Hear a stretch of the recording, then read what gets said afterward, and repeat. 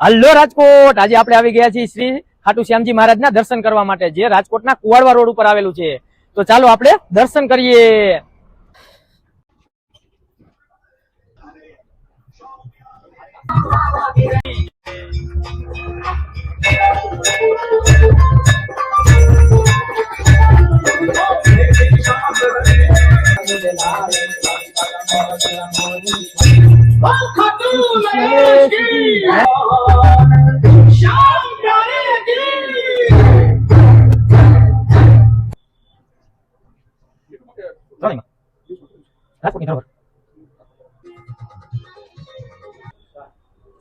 તો હવે આપણે મંદિરની વધુ માહિતી માટે પૂજારી શ્રી પાસેથી જાણીશું. તો ચાલો. जय श्री श्याम। જય શ્રી શ્યામ। आप सभी भक्त आर्य के सहारा कलयुग के अवतार बाबा श्याम का दर्शन कर रहे हैं, जो खाटू श्याम जी के नाम से प्रसिद्ध है। आज दुनिया श्याम बाबा को जानती है, पहचानती है। ये आर्य का सहारा है, कलयुग का अवतार है, भगवान श्री कृष्ण का अवतार है। भगवान श्री कृष्ण को इनको आशीर्वाद दिया है कि आप कलयुग में आर्य का सहारा बनोगे। इनके बारे में अगर आप जानते हो तो मैं बता देता हूँ। इनका प्रादुर्भाव महाभारत काल से हुआ। कौरव पांडवों का जो युद्ध हुआ, महाभारत का युद्ध हुआ, उनमें बाबा श्याम का प्रादुर्भाव हुआ। पांडव में जो भीम थे, भीम के बेटे हुए घटोत्कच, घटोत्कच के बेटे हुए बर्बरिक, मूर्धदैत्य के पुत्री मोरवी, मोरवी के पुत्र हुए बर्बरिक, वही बाबा श्याम बने। उन्होंने महाभारत के युद्ध में बाबा भगवान श्री कृष्ण को शीश का दान दिया और शीश के दानी कहलाए। तो भगवान श्री कृष्ण ने उस शीश को अमर किया। इसकी कहानी तो थोड़ी विस्तृत है, लेकिन मैं आपको थोड़ा संक्षिप्त में बता रहा हूँ। अच्छी बात है।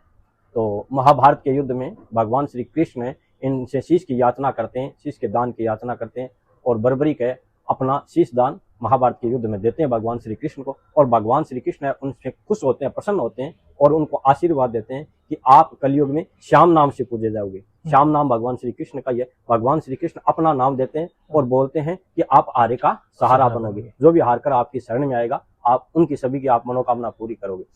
जो बर्बरिक है, बाबा श्याम है, उनको अपनी माताजी मोरवी थी, उनका और भगवान श्री कृष्ण का दोनों का आशीर्वाद मिला है। जब बर्बरिक अपनी माता से आशीर्वाद लेकर युद्ध के लिए आते हैं महाभारत के युद्ध में, तब माता भी इनको यही आशीर्वाद देती है, बेटा आप जो हारता है उसका साथ देना, और जो याचक कोई याचना करने वाला आपके सामने आता है उसको खाली नहीं लौटाना है। तो यहाँ उन माता जी का दोनों आशीर्वाद है वो सिद्ध हो गए।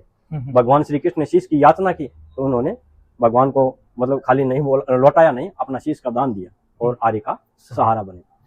ये तो ही बाबा की संक्षिप्त जो कथा मैं आपको बता रहा हूँ।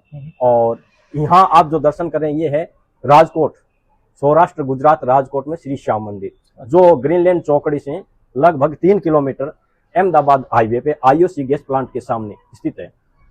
22 जनवरी 2018 को यहाँ बाबा की प्राण प्रतिष्ठा हुई। लगभग 2015 से इस मंदिर कार्य का निर्माण चालू हुआ और 22 जनवरी 2018 में प्राण प्रतिष्ठा हुई। उसके बाद धीरे धीरे जैसे प्रचार प्रसार बढ़ रहा है, सभी भक्त बाबा के दर्शन करने के लिए आ रहे हैं और सभी की मनोकामना पूर्ण भी होती है।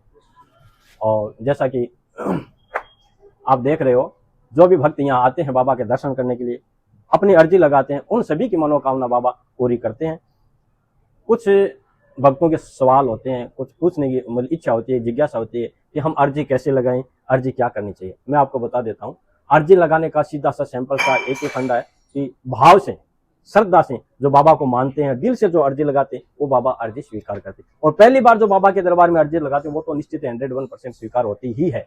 और सुना है महाराज हमने कि जो बिजनेस करते हैं ना, तो उसमें हिस्सेदारी में महाराज को पार्टनरशिप रखते हैं। तो वो क्या है सब? ऐसे अब जो नव युवा है जो बिजनेस करते हैं, जो बिजनेस में रुचि रखते हैं, उनका मानना है कि बाबा आर्य का सहारा है। हमारे जो लाभ होगा व्यापार में, जो लाभ होगा उसमें कुछ हिस्सा हम बाबा के लिए निकालेंगे। तो अपने जो लाभ होने वाला हिस्सा है उसमें बाबा को अपना पार्टनर बनाते हैं। तो बाबा उनको साथ देते हैं और उनके बिजनेस में प्रगति होती है, उन्नति होती है, उनको खूब लाभ मिलता है, जो अपनी श्रद्धा से बाबा को भेंट करते हैं।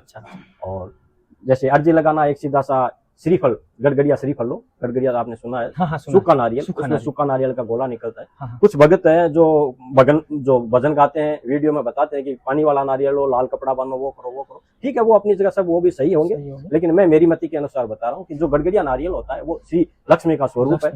वो वस्तु मतलब काम आएगी। वो नारियल है जो बिगड़ेगा, पानी वाला नारियल बिगड़ जाएगा, सूखा नारियल है वो बिगड़ेगा नहीं, प्रसाद में बाबा के यहाँ चढ़ेगा, कल ये आपकी अर्जी लगेगी और प्रसाद के रूप में सभी भक्तों को भी वितरण हो सकता है। अगर बिगड़ भी जाता है तो वो धूप में हवन में भी काम आ जाता है। इसलिए मैं आपको बताता हूँ जो वस्तु काम आनी चाहिए वो शिव बाबा को अर्पण करनी चाहिए। तो श्रीफल जो गड़गड़िया श्रीफल है मेरी मति के अनुसार वो श्रेष्ठ रहता है अर्जी लगाने के लिए। और सुना है मैंने कि कई लोग सुना है बाबा को बहुत प्यारा होता है वो चूरमा का लड्डू। हाँ, जैसा कि आप सभी जानते हैं 11 को बाबा का कीर्तन होता है, रात जगाई जाती है। 11 होती है सूद की, शुक्ल पक्ष एकादशी है, उसको बाबा का कीर्तन होता है, भजन होता है और जोत होती है। 12 को बाबा को खीर चूरमे का भोग लगता है। बाबा को खीर चूरमा बहुत ही प्रसन्न है।